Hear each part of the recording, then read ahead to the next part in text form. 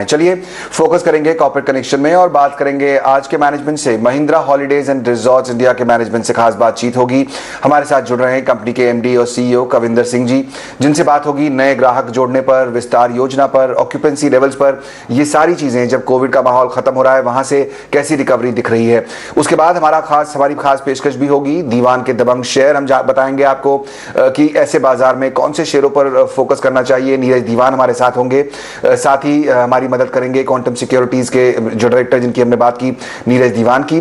तो शुरुआत लेकिन करेंगे पहले महिंद्रा हॉलीडेज से। आपको एक बार बता देते हैं कंपनी के बारे में कुछ details. Mahindra holidays and resorts जो है, इसकी शुरुआत 1996 में महिंद्रा ग्रुप ने की थी। यहाँ पर ये एक लीजर और हॉस्पिटैलिटी सेक्टर की कंपनी है। क्लब महिंद्रा इसका जो ब्रांड है वो काफी फेमस है, काफी जाना माना नाम हमारे देश में। कुल 2,62,000 से ज्यादा इसके मेंबर्स हैं। Bharat, Sri Lanka, Dubai, Singapore, Malaysia में इस कंपनी का कारोबार है। इसके अलावा थाईलैंड, फिनलैंड, स्वीडन, स्पेन, यहां पर भी इनका बिजनेस चलता है। तो अच्छी खासी यहां पर प्रेजेंस ग्लोबली इस कंपनी की दिखाई देती है।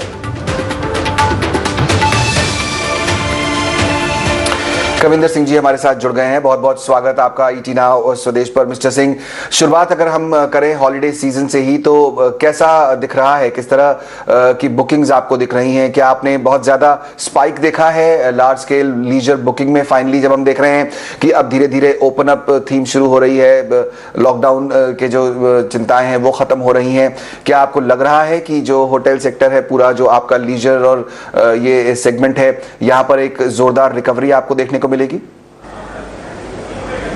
जहां तक बुकिंग्स का सवाल है, हमने इस महीने अपनी ऑक्यूपेंसी 90% तक जाते हुए देख रहे हैं। तो ये महीना हम 90% से करीब करीब क्लोज करेंगे, जो कि एक बहुत ही हाई ऑक्यूपेंसी मानी जाएगी। और आपको ये मालूम होगा कि इस समय हमारे पास 79 रिजॉर्ट्स हैं। जब हमने शुरू किया था साल, हम ये रिजॉर्ट्स इस समय 85 के करीब करीब ले जा चुके हैं, मार्च एंड तक ले जा चुके हैं। तो हमारे रिजॉर्ट्स में 90% ऑक्यूपेंसी मार्च में, ये बहुत मायने रखता है। तो इसका मतलब हॉलिडे सीजन शुरू हो चुका है। अगर मैं अप्रैल और मई में देखूं, तब भी हमारी बुकिंग्स 85 से 87% के करीब दिख रही हैं। तो वो भी एक बहुत अच्छा साइन है। तो जहां तक हॉलिडे सीजन का सवाल है, सीजन शुरू हो चुका है, ऐसा हम देख रहे हैं हमारे रिजॉर्ट्स में। बिल्कुल, धीरे धीरे बढ़ते हुए आपके रिजॉर्ट दिख रहे हैं, 85 तक नंबर पहुंच गया जैसा आप बता रहे हैं। आपके जो मेंबर्स हैं, चूंकि आपका मेंबरशिप वाला मॉडल है पूरा, जो फुल्ली पेड मेंबर्स हैं उनके नंबर्स की भी सिचुएशन जानना चाहेंगे। क्या डिमांड आपको लग रहा है कि इस लेवल पर रहेगी?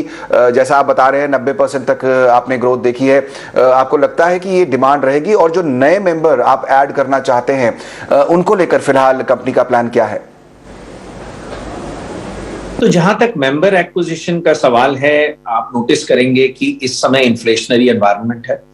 और इस एनवायरनमेंट में हमारे मेंबर्स को हमारे रिजॉर्ट्स का प्रपोजिशन और बहुत अच्छा लगता है, क्योंकि उनको जब वो रिजॉर्ट पे जाते हैं तो उनको कमरे का किराया नहीं देना पड़ता। तो इस चीज के चलते भी हमने मोमेंटम देखा है अपने मेंबर एडिशंस में, पर्टिकुलरली इन मार्च जो हम देख रहे हैं। तो आगे चल के भी मुझे ऐसा लगता है, क्योंकि हमारा सब्सक्रिप्शन मॉडल है, इसमें अगर आप मेंबरशिप लेते हैं तो आपको 25 साल तक आप हॉलिडे कर सकते हैं बिना कमरे का किराया दिए हुए। और जो कि एक बहुत बड़ी बात है आज के इन्फ्लेशनरी एनवायरनमेंट में। तो उस चीज को देखते हुए हमको ऐसा लगता है कि हमको काफी टेलविंड्स मिलेंगी in terms of member addition. और हमने मेंबर एक्विजिशन की स्ट्रेटजीज भी बना के रखी हैं, रेफरल, डिजिटल, जिसके चलते हमारे मेंबर एक्विजिशन रेफरल और डिजिटल के चलते 58% तक पहुंच चुके हैं। अगर हम हमारे 58% हमारे जो मेंबर एडिशंस वो रेफरल और डिजिटल से हो रहे हैं, जो कि एक बहुत ही अच्छा ट्रेंड देख रहे हैं हम। तो ओवरऑल लेवल पे अगर हमारी ग्रोथ जैसे हमने प्लान की है, हम रिजॉर्ट्स ऐड करते रहे, जैसा कि मैंने आपको बताया 85 रिजॉर्ट्स, 4,500 रूम यूनिट्स, तो ये अगर हम मोमेंटम देते रहेंगे तो हमको ऐसा काफी कॉन्फिडेंस है कि हमारे मेंबर एडिशन भी होता रहेगा। आपकी नॉलेज के लिए मैं बता दूं कि हमारे पास 2,62,000 के करीब मेंबर्स हैं। और मेंबर एडिशंस में बढ़ोतरी भी हमारा एक बहुत इंपॉर्टेंट ऑब्जेक्टिव है, जो कि अगले सालों में एक्सेलरेट होगा। बिल्कुल। तो क्या आप देख रहे हैं कि धीरे धीरे जो मेंबर एंगेजमेंट है वो बढ़ता जा रहा है? क्या लोग ज्यादा पैसा खर्च कर रहे हैं फिलहाल लीजर पर, एक्टिविटीज पर? तो हमारे जो मेंबर एडिशंस हैं, अगर आप देखें तो हमने पिछले क्वार्टर में भी 12% की बढ़ोतरी करी। और ये जो मेंबर एडिशंस हैं, इनमें बढ़ोतरी के 2-3 तरीके यूज किए जाते हैं। आप अपने एग्जिस्टिंग मेंबर से रेफरल मांगते हैं, आप डिजिटल में जाके मेंबर्स को, प्रोस्पेक्ट्स को रीच आउट करते हैं, और मेंबर एंगेजमेंट होता है, वेरियस इवेंट्स पे होता है, जहां पर हमारे प्रोस्पेक्ट्स को हम अपने रिजॉर्ट्स का वीडियो दिखाते हैं, बात करते हैं कि क्या बेनिफिट है हमारी मेंबरशिप के। तो ये सारे एक्शंस जो हैं हमारे पूरे साल भर चलते रहते हैं, महीने भर चलते रहते हैं, वीकेंड्स में भी चलते रहते हैं। तो ये एंगेजमेंट जो है हमारा, अभी क्योंकि ओमिक्रॉन कम हो गया है, उसकी वजह से हमारा एंगेजमेंट और बढ़ रहा है, उसकी वजह से हमारे मेंबर एडिशंस और बढ़ेंगे। और ये एक रीच आउट का तरीका है। अगर आप अपने टारगेट ग्रुप को ठीक से रीच आउट करें, उनको अपनी मेंबरशिप के बेनिफिट्स बताएं, तो उसके चलते मेंबरशिप एडिशंस होते हैं। क्योंकि हमारे रिजॉर्ट का एक्सपीरियंस बहुत बढ़िया है, इसके लिए मेंबर एडिशंस भी हमारे लिए एक बहुत तेजी से बढ़ोतरी होगी। और जहां तक रिटेंशन का सवाल है, एंगेजमेंट का सवाल है, अगर मेंबर्स हमारे रेगुलरली हॉलीडे करेंगे, जैसा कि अभी कर रहे हैं, 90% की ऑक्यूपेंसी है, तो इन चीजों के चलते भी हमारा जो है एंगेजमेंट बना रहता है। और इसी के चलते हमारे मेंबर्स हमारे रेगुलरली एनुअल फी भी देते हैं, जिसके चलते हमारी इनकम बढ़ती रहती है, और हम अपने प्रॉफिट और कैश को बढ़ा के और बढ़िया रिजॉर्ट्स को इन्वेस्ट कर सकते हैं, जिससे कि एक्सपीरियंस और बढ़ता रहे। यही हमारा बिजनेस मॉडल भी है। सिंह साहब, यहाँ पर जो 2 तरह की बुकिंग्स आपके यहाँ होती हैं। नॉर्मल बुकिंग, जैसे मैं गया, मुझे कल छुट्टी पर जाना है, मैंने बुकिंग कर ली आपके साथ। लेकिन जो मेंबर्स होते हैं आपके, उनको टाइम शेयर का भी ऑप्शन मिलता है। तो जो टाइम शेयर बिजनेस आपका है कि आपने एक टाइम फिक्स कर लिया और हर साल आप उस समय पर छुट्टी पर जा सकते हैं बिना किसी बुकिंग के और बिना एक्स्ट्रा पैसे दिए, जैसा आप भी बता रहे हैं। मैं ये जानना चाहता हूँ कि किस तरह का कॉन्ट्रीब्यूशन आपके टोटल सेल्स में इन दोनों तरह के बिजनेसेस से आ रहा है? तो टाइम शेयर बिजनेस हमारा कोर बिजनेस है। अगर आप देखें तो हमारी सारी इनकम टाइम शेयर से ही आती है, चाहे आप वेकेशन ओनरशिप इनकम ले लें, चाहे आप हमारी रिजॉर्ट इनकम लें, क्योंकि हमारे मेंबर्स मेजॉरिटी हमारा जो रिजॉर्ट से मेंबर से भरे रहते हैं। 4-5% नॉन मेंबर आते हैं, जिनको हम मेंबरशिप देने की कोशिश करते हैं हमारे रिजॉर्ट्स पे। तो हमारा मेंबरशिप बिजनेस है, हमारा कोर बिजनेस वेकेशन ओनरशिप है। और ये बिजनेस आगे इसलिए बढ़ेगा, जैसा मैं देख रहा हूं, क्योंकि आज के दिन में हमारे पास 2,62,000 मेंबर हैं। तो हमारे पास इस समय अपॉर्चुनिटी, अगर आप देखें तो इस कंट्री में, हमारे देश में, हमारे कम से कम जो टारगेट ऑडियंस है वो कम से कम 1.5 से 2 करोड़ हाउस होल्ड्स हैं, और हमारे पास सिर्फ इस समय 2.5-3 लाख मेंबर है। तो हमारे पास बहुत अपॉर्चुनिटी है ग्रो करने के लिए। टारगेट सही तरीके से करें, अच्छे एक्सपीरियंसेस दें और अपने मेंबर्स के साथ एंगेज रहें, जिससे कि हमारा जो बिजनेस है, मेंबर एडिशंस भी बढ़ते रहेंगे। ये भी मैं आपको बताना चाहूंगा कि हमारे जो मेंबर्स हैं इस समय 2,62,000 के करीब, ये जो हमारी मेंबर का जो टोटल मेंबर है काउंट, ये इस समय अगर मैं ऐड कर लूं हमारे फिनलैंड के भी मेंबर्स 60,000 के करीब, तो 3 लाख के ऊपर पहुंच जाते हैं। तो ये सारे मेंबर्स जो हमारे हैं, इनको अगर मैं ध्यान से देखूं तो इस समय हम वर्ल्ड की लार्जेस्ट वेकेशन ओनरशिप कंपनी है, अगर हम नॉर्थ अमेरिका को एक्सक्लूड कर दें। अगर हम नॉर्थ अमेरिका को एक्सक्लूड करके चलें तो हम ऑलरेडी 3 लाख, 3.25 लाख मेंबर के करीब है, जो कि बहुत तेजी से हम बढ़ाने की पूरी कोशिश कर रहे हैं। बिल्कुल सिंह साहब, भारत में भी आप काफी बड़ी कंपनी हैं, और जिस तरह का सिचुएशन हम देख रहे हैं इंडिया में, अब लोग फिर से वेकेशन शुरू कर रहे हैं। आप भी बता रहे हैं ऑक्यूपेंसी धीरे धीरे बढ़ती आ रही है। लेकिन आपने अभी ग्लोबल सिनेरियो की बात की, आपने दूसरे देशों की बात की, और मेरा अगला सवाल भी उसी से जुड़ा था। मैं ये जानना चाह रहा था कि जो यूरोप में आपके रिजॉर्ट्स हैं, उनका परफॉर्मेंस अभी किस तरह चल रहा है? क्योंकि हम देख रहे हैं कि धीरे धीरे यूरोप में एक बार फिर से कोविड की केसेस जो है वो बढ़ते हुए दिखाई दे रहे हैं। क्या डिमांड पर किसी तरह का कोई इम्पैक्ट पड़ा है उसकी वजह से? जहां तक अगर आप यूरोप की परफॉर्मेंस देखें, हमारा सेकेंड क्वार्टर वहां पर सीजनल बिजनेस है, जुलाई अगस्त सितंबर उनकी समर होती है, वो हमारा बेस्ट क्वार्टर रहा। अगर आप हमारे रिजल्ट्स भी देखें, अक्टूबर नवंबर दिसंबर में उनके यहाँ सीजन नहीं होता है, मगर साथ साथ दिसंबर में थोड़ा सा सीजन बनना शुरू होता है। तो कोविड की वेव चल रही थी, जो कि जनवरी तक चली, जैसे हमारे यहाँ पर चल रही थी। फरवरी से उनके यहाँ रिस्ट्रिक्शंस कम हुए हैं, और मार्च उनके यहाँ भी बहुत अच्छा चल रहा है, बिकॉज उनका holiday season, winter holiday season peak पे आ जाता है मार्च में। तो हम वहां पर भी बढ़ोतरी देख रहे हैं इस समय।